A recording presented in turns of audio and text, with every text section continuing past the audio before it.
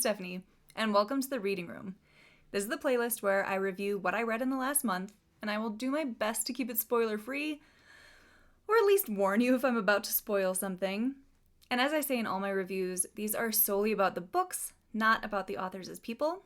So let's go ahead and dive into the books that I read in December. So first up was Shiver by Allie Reynolds, which I had my eye on for quite a while and finally just bought it. I think I got this in my book outlet box, like the first time I tried them out. Have bought quite a few more books from them, but I really liked this cover. I really liked the idea of the premise, but let's see what the book promised to be about. Fair warning, I'm probably going to say the main character's name like 3 different ways because I'm not sure how to say it. But when Mila, I'm going to call her Mila.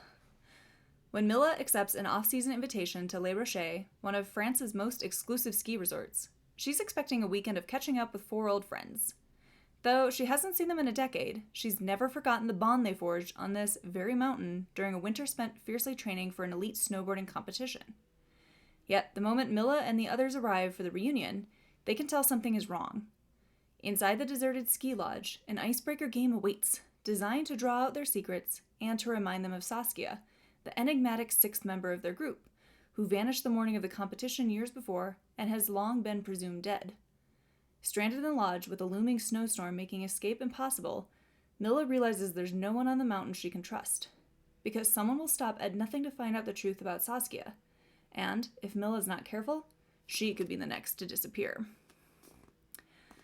So one thing I will say is that the book gets right into the story. Like, there is very little setup here, which kind of surprised me in the fact that it caught me off guard. And I'm not sure why it didn't work for me. I felt like the story really had an abrupt start, and I didn't know the main character, so I'm not ready to go on this journey with her yet. It's just funny because this is the exact opposite of what I talked about with How to Sell a Haunted House by Grady Hendrix, where that took forever to get going. And I complained about that, but this was almost too quick to get into it, like completely swung in the opposite direction. I just want a happy middle where I can get to know the main character, and we're also not just living in their life for like days on end. I don't know. It's a small thing, and it's probably a me thing, but it did interrupt my reading experience with the book and kind of make me hesitate. Like, am I missing something here? Like, shouldn't I know who these people are before we just like get right into the action? Guess not. I also have to say I didn't love the choices that these characters are making. Like, this happens really early in the book, so I don't feel bad about it, and I don't really consider this a spoiler. But like, they know something weird is going on. Like, they're getting that icebreaker game that like nobody confesses to setting it up. And they're all supposed to leave their phones in a basket. And they do. And then they also leave their bags outside of the lodge instead of bringing their clothes into the lodge and putting them away in their room. What? Like, no. Just no. The characters would not give up their cell phones in a remote destination just to connect and do this icebreaker activity. And no, like, if I'm going to a ski lodge, I'm not leaving my clothes out in the snow. It was weird. And then the characters just continue to make dumb and illogical choices. Like, especially the entire premise. Like, these people hung out for a few months, like 10 years ago, lost touch, and now suddenly they all haul ass to come to this reunion, and they don't know who organized it. Like, they start realizing, like, so-and-so invited me, and so-and-so invited me, and, like, it just doesn't make any sense, and they don't immediately leave. I also felt there was a real focus on Mila, where she worries a lot about who she's going to hook up with. In both timelines, as the story is told in the present, and then it has flashbacks to the 10 years ago. Like, girl, get it together. I am not here for your romances with these 2 different characters. Like, there's just so much time spent on Mila pining after multiple men in this book. But then there's also this focus on how Mila don't need no man and is angry about feminist issues. But it just felt really hollow to me.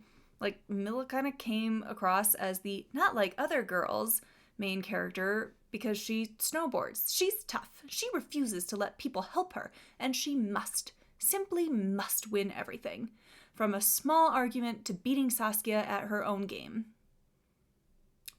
Why, though? Honestly, I just didn't like the cast of characters in this. Heather's a bitch for seemingly, no reason. Dale reads like he was invaded by a body snatcher in those 10 years between the timelines. I didn't really like Milla either. Both Curtis and Brent are simps for her, and then one of them really gets the short end of the stick in how she treats them. Saskia is unlikable, but at least she was written to be horrible. You're not really supposed to like her. The book really does start with a bang, and then kind of just whimpers along in the middle, and the book drags out a bit longer than it really needs to. Some scenes definitely could have been condensed or cut, as they got really repetitive. And to the author's credit, she does do her best, since it is kind of like a locked room style. There's not many places these characters can go, but it does get repetitive. Not much changes between we're gonna investigate and try and figure out who's doing this. There's only so much of that you can do before it starts to get boring. It kind of read Milla snowboards. Milla tries to one-up Saskia. Milla hooks up with a guy. And then repeat. Milla snowboards. Tries to one-up Saskia. Milla hooks up with a guy. And then in the present, they talk about all these things that happened in the past. Repeat. I will say I was interested in the snowboarding aspect. I am a skier myself, and I really appreciated her talking about her training, her time on the slopes, and the injuries that can happen when people aren't careful. If you're hitting the slopes this winter, please wear a helmet and protect yourself. So the ending of this is fine. The reveal of the killer did make sense for the most part, though how they set up some of this stuff was kind of a bit unbelievable and wouldn't really work in the real world. One positive thing is I think the setting and atmosphere was done really well here. I do wish I had a clearer picture of the building they were staying in, because some of the descriptions I was like, wait, how is this building set up? But overall, I loved the cold and creepy feelings that I got while reading this. I also preferred the then timeline more than the now timeline. Like I said, it got kind of boring and repetitive. Fortunately, my first read of December is only clocking in at 2.5, maybe 3 stars, as it was well structured and it had the dual timeline that I liked, but the dialogue, especially around the romance elements, was seriously cringy, and I just wanted more action. I will say, now that I'm thinking about it, I'll probably end up clocking this in at 3 stars, because it is a billion times better than another locked room, cold book that I read this month. So at least this actually made me think, whereas the other one did not. So 3 stars for Shiver by Allie Reynolds. So next up is Just Another Missing Person by Gillian McAllister. I actually I feel like everyone pronounces this name differently, so my apologies to the author. We're just going to call you McAllister. This was an add-on to one of my Book of the Month orders, as McAllister has been on my list of authors to try. So let's go ahead and see what the book promised. There's a man out there. His weapon isn't a gun or a knife. It's a secret. Olivia, 22 years old, no history of running away, last seen on CCTV entering a dead-end alley, and not coming back out again. Missing for 1 day and counting. Julia, the detective heading up the case. She knows what to expect: a desperate family, a ticking clock, and long hours away from her daughter. But Julia has no idea how close to home the case is going to get. Because her family's safety depends on one thing: Julia must not find out what happened to Olivia and must frame somebody else for her murder. What would you do? So I'm just going to say that this is slow going. And I mean slow. I fell asleep twice while reading this. Sorry. Though it seems I'm not fully alone on that, as many Goodreads reviewers also cite how slow this is in the first half especially. But it was a real slow burn, and there's a lot of repetition of things we already know and cryptic little hints peppered throughout repeatedly. And that's not the only thing that's repeated. This is my first McAllister book, so I don't know if it's her writing style, but a lot of words were repeated in a row. Like, one word will be repeated 3 times. And okay, fine. I would be a lot more forgiving if it was one character who did that and it was just part of their characterization. But all of the characters use this writing style. Like, it would be like, and that's what she wrote. Like, what? Just do not turn reading this into a drinking game, or you will die within 10 pages if your drinking phrase is all right. Like the repetition of the 3 words, everyone is always asking all right or saying all right. Like, they are British. But it was too much. Every single character is always saying this. I did not want to see those words on the page anymore. Going back to it being slow, the book kind of made me wish I could DNF books, because I can't. Apparently I hate myself, and I refuse to not finish a book, except for like the 50 Shades Grey books. Did not finish those. It did not get interesting until pretty much page 200. And then once the first reveal is revealed, the rest are like dominoes. It's just reveal. Like, why couldn't one of those have happened at least 75 pages earlier to like make the first half of the book a little bit more intriguing and give me a reason to keep reading? I truly think that rearranging some of the reveals would have helped like up the tension, especially since the book isn't written in first person point of view. We have 2 characters whose chapters are done in second person point of view as they're talking to other characters, and then there's another one that's in third. Like, in the story, we follow Julia, our detective, and for as much introspection as she does and asking herself these big questions, I don't really feel like I know her. She loves her job and her daughter. That's it. I really wish the climax had had more time devoted to it. Like, for a book that rambles on for 200 pages before starting to get good, the ending feels very rushed. And it felt like Julia didn't do as much, like, detecting or detective work as I was hoping for. Again, we're following a detective. Like, I kind of want to see the procedural side of things and, like, actually watch her, like, think things through and figure out clues that, like, were presented to us that I just couldn't connect the dots on. Like, one of the other characters seems to be more into chasing down clues and figuring out what's going on than Julia does. Then we never get reconciliation on some points that were made in the book, and the plot just gets overly complex. And I didn't feel like I got an explanation or a resolution on some things. I'm begrudgingly giving this 3 stars, as the second half, for the most part, was good, and it's not as bad as some of my 2-star reads this year. It's definitely a popcorn thriller, and you should be prepared to suspend a lot of disbelief with this book and be ready to give it a lot of time. Maybe have a cup of coffee so you can stay awake, because, yeah, I sure couldn't. I already bought Wrong Place, Wrong Time by McAllister. Obviously, I'm going to give her another try. I just really hope the pacing in that one is a bit better, and I don't have to read the repetition of 3 words, because that really took me out of this story, and if that is a stylistic choice, probably not going to be looking for more books from McAllister. Alright, next up we have In a Holidaze by Christina Lauren. This was an add-on to my December Book of the Month box, as I was trying not to be a Grinch this Christmas.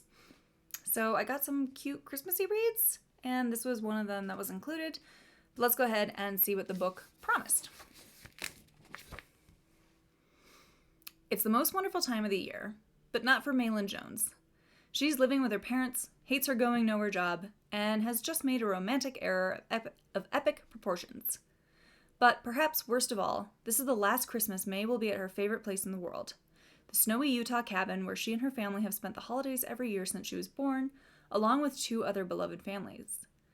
Mentally melting down as she drives away from the cabin for the final time, May throws out what she thinks is a simple plea to the universe. Please, show me what will make me happy. The next thing she knows, tires screech and metal collides. Everything goes black. But when May gasps awake, she's on an airplane bound for Utah. where she begins the same holiday all over again. With one hilarious disaster after another sending her back to the plane, May must figure out how to break free of this strange time loop and finally get her true love under the mistletoe. Jam-packed with Yuletide cheer, an unforgettable cast of characters, and Christina Lauren's trademark downright hilarious hijinks, this swoon-worthy romantic read will make you believe in the power of wishes and the magic of holidays. Well, maybe for some people. I will say this is my first foray into the works of the writing duo that writes under the name Christina Lauren. As I started reading this, I actually had to flip to the copyright page to see if this was categorized as YA, as May, our main girl, reads really young. I expected her to be a teenager, not a 26-year-old woman. The initial conflict, the epic proportions error that she makes, is that May made out with somebody? She made out with Theo, the brother of the guy she has a crush on, Andrew. Again, that happens really fast in the book, so I don't feel bad about saying that. Also, on another side note, there's a huge cast of characters, so an unforgettable cast. I'm kind of forgetting who is in this cast. But is it just me? Making out? Making out? That's the big deal? I'm trying to remember what I was like 10 years ago, and I don't know if I would think that this was a big deal. Yeah, it's not great since she wants Andrew and kissed his brother, but it wasn't sex. It wasn't a relationship. Andrew knows that Theo is a dick and will make out with anyone given the chance. I get that aspect could be embarrassing for May, but she just makes such a big deal about it. And honestly, all I could do was laugh because this isn't a conflict. And maybe I'm just a hussy or something. Who knows? I just thought it was a really weird conflict for a 26-year-old woman to be, we kissed. And May really comes across as quite immature, is essentially what I'm saying about the main character. She's a real drama llama about things that aren't that big of a deal. Anyway, when we get to the time loop element, I really wish more had been done with that. We only get about 3 loops when time resets, and I don't understand it. I don't understand how it works or why it worked. We get no explanation. It wasn't even something cheesy and Christmassy, May had asked Santa to bring her happiness, and it was the real deal, and so he did. It's just, nope, here you go, try again. I could not understand what actually triggered these resets, and who knows? We'll never get an explanation. I guess the universe just really cares about May's sex life. Neat. For the most part, I liked May, immaturity aside. At least she was someone I could root for, and she was a good person with really good intentions. Andrew, the love interest, he's a piece of white bread. And May thinks he's the most perfect man to ever exist. He's so perfect, it's kind of ridiculous. Their relationship, this is what the universe is bending space and time for? Okay. I also felt like May mentioned her job as a thing she didn't like about her life, but we also don't really go that in depth on that topic until after page 100.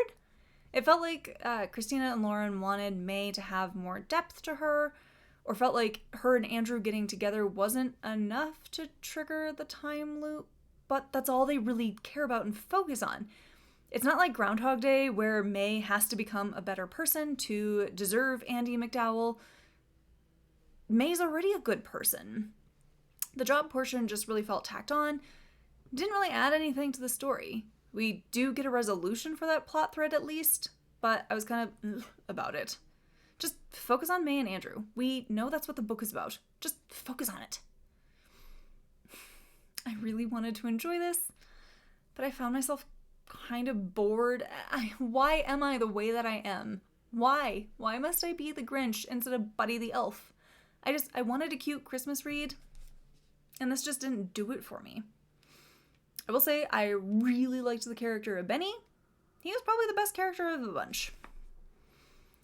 A really positive thing about this read is the nostalgia that it made me feel. So congratulations, Christina and Lauren. You guys did a great job of just evoking those emotions.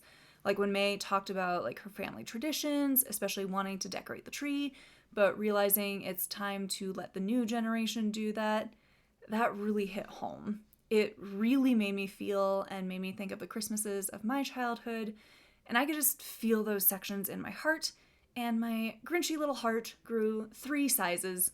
Praise Satan. All in. I'm gonna give it 3 stars. It was fine. Nothing mind-blowing, and nothing that made me want to hurl the book out the window, which, high praise for me, I know. It was also a super quick read, which really helped it win favor. If you like romances that don't really explain a lot of things, you could really like this. It just wasn't my cup of tea. All right, next up we have Dead of Winter by Darcy Coates, and I can see why this was part of a sale at Barnes & Noble. But before I get into it, let's see what the book promised. When Krista joins a tour group heading deep into the Rocky Mountains, she's hopeful this will be her chance to put the ghosts of her past to rest. But when a bitterly cold snowstorm sweeps the region, the small group is forced to take shelter in an abandoned hunting cabin. Despite the uncomfortably claustrophobic quarters and rapidly dropping temperature, Krista believes they'll be safe as they wait out the storm. She couldn't be more wrong. Deep in the night, their tour guide goes missing, only to be discovered the following morning. His severed head impaled on a tree outside the cabin. Terrified and completely isolated by the storm, Krista finds herself trapped with 8 total strangers. One of them kills for sport, and they're far from finished. As the storm grows more dangerous and the number of survivors dwindles one by one, Krista must decide whom she can trust before this frozen mountain becomes her tomb. This book had such a promising premise, and the idea is there, but this book just didn't do it for me. I knew immediately what was happening and how the twist was going to be revealed. If you've read anything that's the strangers seemingly stuck in the same place type story, you know what you're in for with this one. This book actually kind of made me mad.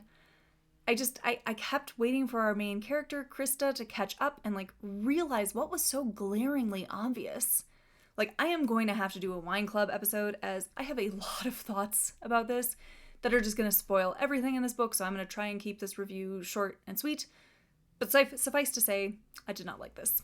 I didn't like Krista either. She has absolutely no survival instincts, so thank God the others do the heavy lifting in keeping her alive. She just doesn't think. She's quick to point the fingers at others in the group, and she can't figure out what's going on when it is blindingly obvious. Or it would be, if Krista had 2 brain cells to rub together. This book is mostly just Krista wanting to freeze to death herself to find her boyfriend, who she thinks is frozen to death, and then everyone around her starts getting beheaded and killed in gruesome ways.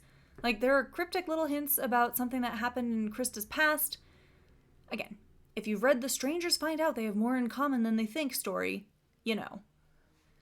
Now, I will give Coates credit on her ability in creating atmosphere, as I could feel the tensions rising in the cabin, and I could feel the cold, and I could see the snow blowing in all around them, so good job there.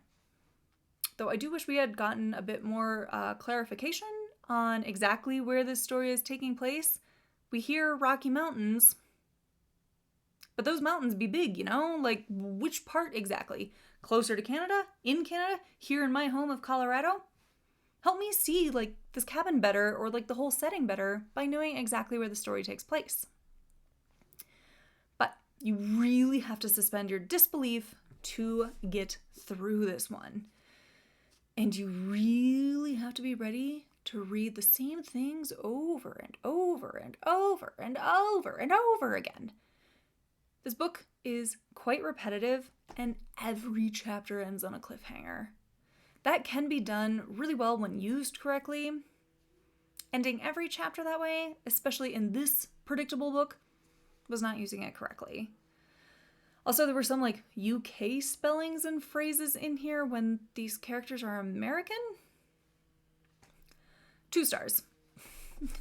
2 stars. This book was ridiculous and beyond frustrating. It was just a waste of my time. If you can shut off your brain and you're just in the mood for some like grisly slayings and like essentially campy slasher movie vibes, you might really like it.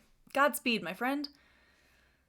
I will say I did read some reviews that said that Coates herself writes some really brilliant supernatural stuff and like ghost stories, which I do want to check out. I am going to give her another try. But this was exhausting to read. I could not with this. All right. Last up, we have A Winter in New York by Josie Silver.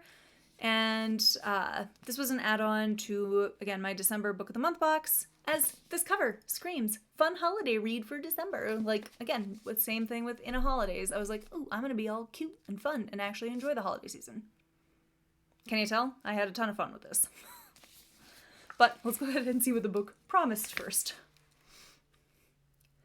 When Iris decides to move to New York City to restart her life, she realizes she underestimated how big the Big Apple really is. All the nostalgic movies set in New York she'd watched with her mom while eating their special secret recipe gelato didn't quite do it justice. But Bobby, Iris's best friend, isn't about to let her hide away. He drags her to a famous autumn street fair in Little Italy, and as they walk among the food stalls, a little family-run gelateria catches her eye. Could it be the same shop that's in an old photo of her mother's? Curious, Iris returns the next day and meets the handsome Gio, who tells her that the shop is in danger of closing. His uncle, sole keeper of their family's gelato recipe, is recuperating from a stroke and can no longer remember it, so they can't make more. When Iris samples the last remaining batch, she realizes that their gelato and her gelato are one and the same. But how can she tell them she knows their secret recipe when she's not sure why Gio's uncle might have given it to her mother in the first place? Iris offers her services to help recreate the flavor and soon finds herself falling for Gio and his family.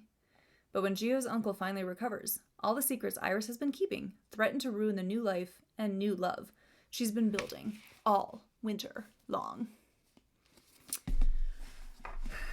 So this was kind of a disappointing final read for December and for the year. It was not great. And I feel bad for saying that, as it should have been good. It had all the right bones and the structure. It was just kind of vanilla, which is hilarious, as the majority of the plot hinges on vanilla gelato. Also to say that the title of this is quite deceiving. Like, that's why I expected a holiday read, but the book starts in September or something. Like, we're a ways into the book, and then suddenly it's Halloween. It ends right around New Year's Eve. So that's not really winter, book publishers. Moving on. I'm not really a big romance reader, and I've said this before in other reviews, but I'm trying. I'm really trying to give the genre a go.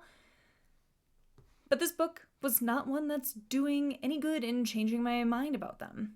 This was extremely formulaic, but also broke the formula at times, but made it even worse. Like, there's this big second act conflict that is so hilariously weird and bad that I couldn't take it seriously.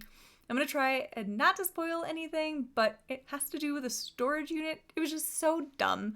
Like, I really wondered what the hell I was reading when I got to that point.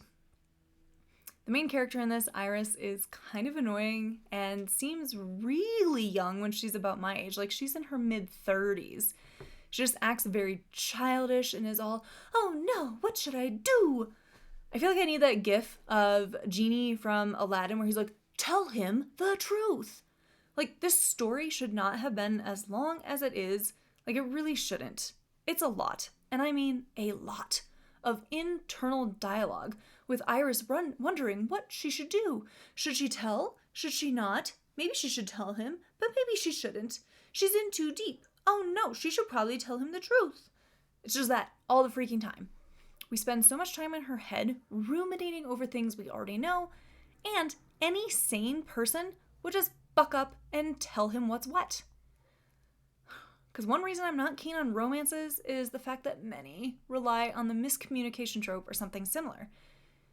The story is dragged out because Iris refuses to be an adult and just have a conversation with Gio. It could be a rough conversation, but they're both in their mid to late 30s. Like, grow up. Just, this could have easily been 50 to 100 pages shorter, and we wouldn't have missed anything. We really wouldn't have. I also really think this would have been 100 times better if the ex-boyfriend subplot didn't exist and the book just focused more on Iris learning to let go of her mother, mourn, move on, and learn to celebrate her mom by living in New York City herself and just becoming her own person. Like following the beat of her own drum like her mom, and then realizing that she does need to help out Gio and his family and just buck up and let him handle the fallout of her having this recipe. Silver seems to excel at writing mother-daughter bonds and coming-of-age stories, as this really shined when Iris was in scenes that dealt heavily with her mom and learning to love herself and just find her own place in the world. There were some scenes of Iris remembering Viv, her mom, that almost made me cry. Like, they were good. More of that, please. Also, as someone who has studied Italian, the translations of some things in this bugged me to no end. They didn't make sense. They were bad translations. Originally, I was going to give this 3 stars, as I didn't hate it, didn't love it. But the more I think about it, the more it's clocking in at a 2 to 2.5 star read. I only finished this because I was stuck in the car for 8 hours coming home from Christmas. It would have taken me a lot longer to read this just because I wasn't that compelled to pick it up and keep going. But I finished it because I was confined in a car and had really spotty internet. All right, so that wraps up what I read in December. If you read any of the same books as me this past month, I would love to hear your thoughts. Or if you have any recommendations for what I should read in January that would really kick off 2024 on a good note, please also share those in the comments below. Otherwise, thanks for joining me, and I'll see you next month in the reading room.